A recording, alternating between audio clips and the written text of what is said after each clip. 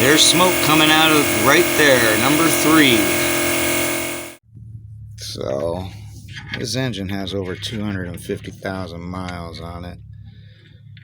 And it's dirty as heck. It's been sitting all summer. What started a year and a half ago with just this check engine light turned into does not want to start when I shut it down when it's warm. I didn't just throw money at this thing. I wanted to try and figure out exactly what was going on. First things first is when I would drive it, sometimes even in the morning, it smelled like fuel in the engine compartment. Well, you got the tube turb pipe fixed. For now. That would be that thing right there. This little right here, it's like a 40 some odd dollar part. I didn't even know what that thing was. Found fuel right there. That turns out being the fuel dampener. This is the fuel inlet to the fuel rail. Goes up to the fuel filter. I did replace the fuel filter. I threw money at that. And this. Hush. I'm not there yet. Okay. That's the other end of the fuel rail. Which is the regulator. Because that's not a regulator, that's a dampener. No, it's a dampener. It's what have you not been listening to what I'm telling these people? I'm studying. Okay, so, and I replaced the 2 seal rings on the other side because, you know, why not? Yeah. I'll throw a link. I didn't even know what that thing was until I saw the fuel on it. Anyways, I replaced that. The engine didn't smell anymore. It killed all the smell of fuel. I still had all my codes. P300, p1399, Honda code, still don't know what that means. P301, 302, 303, and 304. P300 ran a misfire. 1, 2, 3, and 4 misfire on those cylinders. So I got a good spark off of all of my plugs. The guy that was interrupting me took this off. Everything looked fine inside the distributor. I ohmed the plugs. Everything was good there.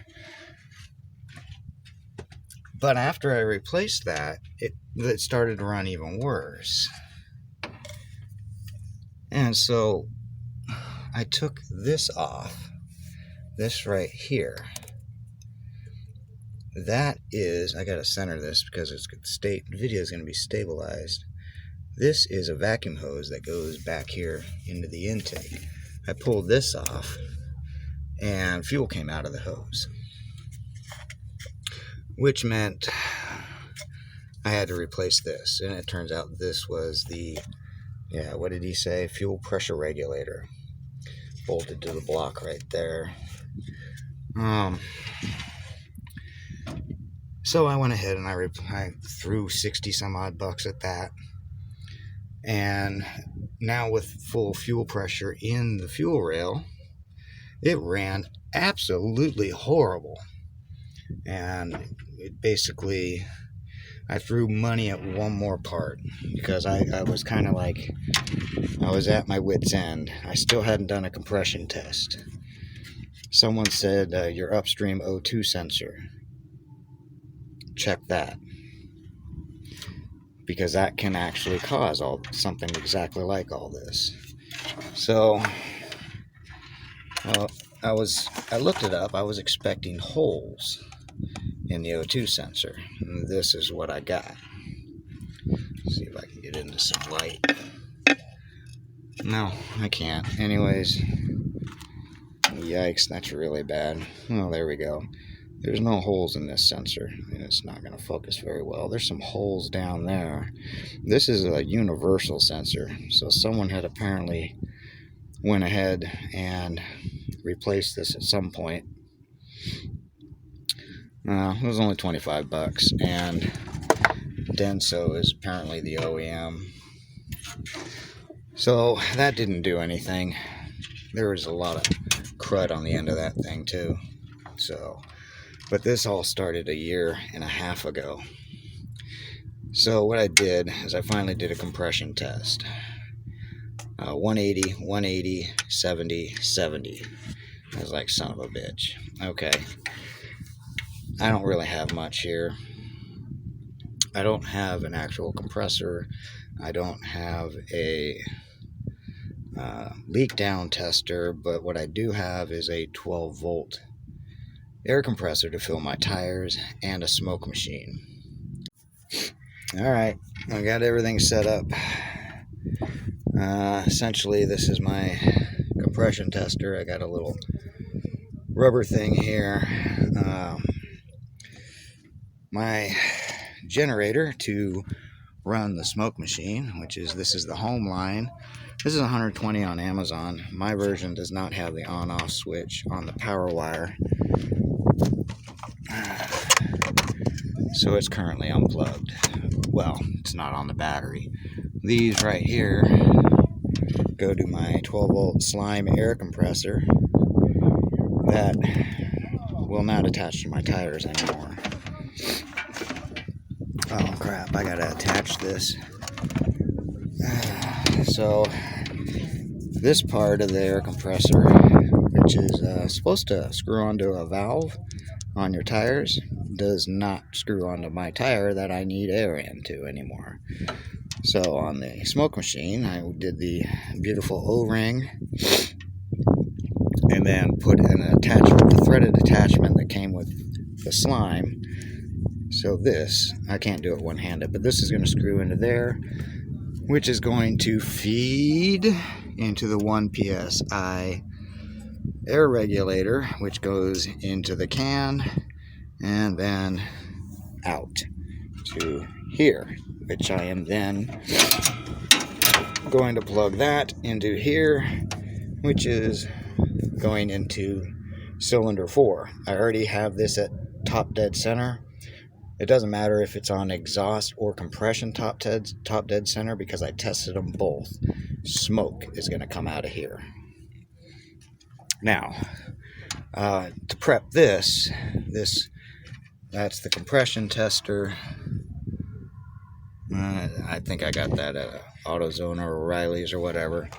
This valve stem remover came with a smoke machine. Just took the valve stem out of the Schrader valve out of the end of this. Alright, I'll hook this up and we'll get started. Okay, this is going to be a little loud. We'll get the smoke machine going and start the compressor, the air thing, and wait for smoke to come out here.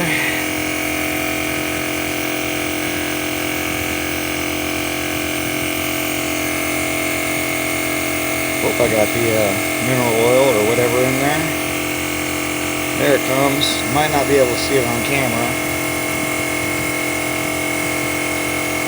It is definitely smoking.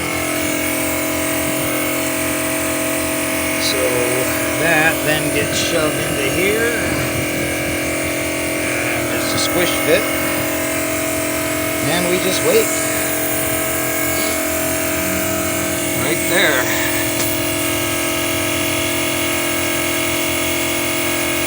There's smoke coming out of right there, number 3. No smoke is coming out of our oil.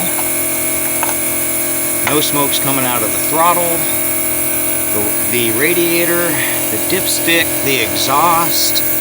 It's all coming right out of right there. That means between these 2 cylinders on the head gasket, there's a split. Not coming out of these.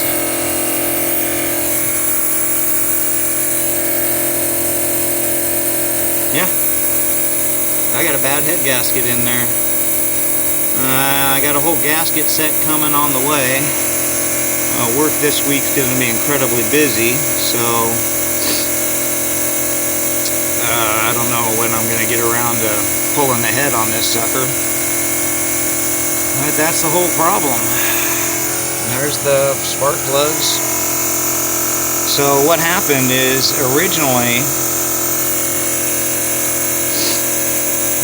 again, this started 1.5 years ago. It was just a light on the dash. So that's when the head gasket started to split between the 2 cylinders. And over time, this sat all summer, didn't run, but I did run it a lot prior to that. It just got worse and worse and worse, and the misfires are because of these two cylinders, and it's throwing the whole system off.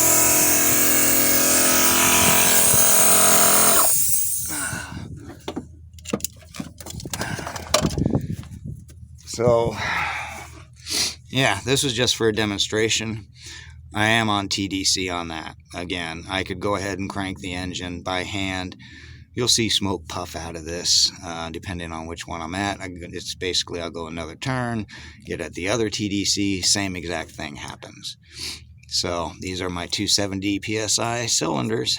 That's the issue. As for anybody that's trying to hunt down these P300 codes, compression test your engine. Granted, I only threw money at one part. I did find an issue with the fuel dampener there and the fuel regulator there. Those are parts I did have to replace. I only threw money at one part, I think. So, yeah. If you have these kind of things, you can still fix this stuff. You don't need all that fancy stuff. Well, I'm not looking forward to this job, but thankfully, this Honda is going to be relatively simple. Well, as far as pulling heads go. All right, everybody, have a great day.